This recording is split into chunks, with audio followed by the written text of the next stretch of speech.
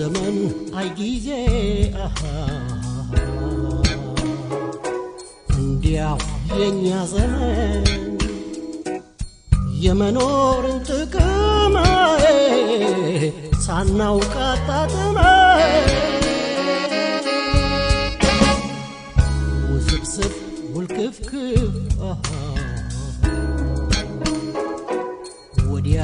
ሄዱት ወዲህ በዘልማድ ብቻ ቀን ይገፋል እንዴ በመዋል በማደር ዘመን ያልፋል እንዴ